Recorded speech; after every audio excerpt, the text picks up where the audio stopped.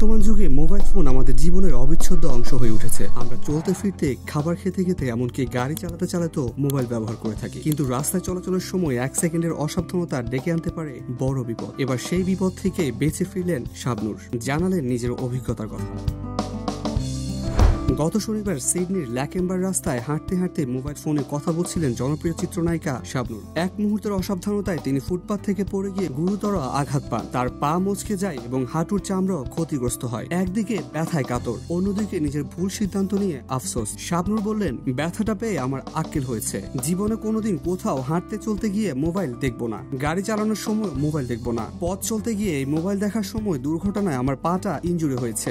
এর জন্য আরো ভয়ঙ্কর কিছু হতে পারত। আমার এই দুর্ঘটনা সমাজের জন্য একটি বার্তা। তিনি আরো বলেন, আমি মোবাইলে কথা বলতে বলতে ল্যাকেম্বার রাস্তায় হাঁটছিলাম। এক পর্যায়ে অসাবধানতা বশত ফুটপাত থেকে পড়ে যায়, পা মচকে যায়, হাঁটুর চামড়াও ছিলে গেছে। ব্যথায় এমন অবস্থা হয়, ওঠার মতো শক্তি ছিল না। তারপর হেল্প নিয়ে চিকিৎসকের চেম্বারে গিয়ে পরীক্ষা নিরীক্ষা করি, জানতে পারি টিস্যুও ক্ষতিগ্রস্ত হয়েছে। এরপর পায়ে প্লাস্টার করে দেওয়া হয়, ব্যথানাশক ওষুধও দেওয়া হয়েছে। আমাকে এখন ক্র্যাচে ভর দিয়ে খুঁড়িয়ে খুঁড়িয়ে হাঁটতে হচ্ছে। চিকিৎসকের পরামর্শে শাবনূর এখন প্লাস্টার এবং ক্র্যাচে ভর দিয়ে হাঁটছেন। তার পায়ে 2 সপ্তাহ বিশ্রাম নিতে বলা হয়েছে।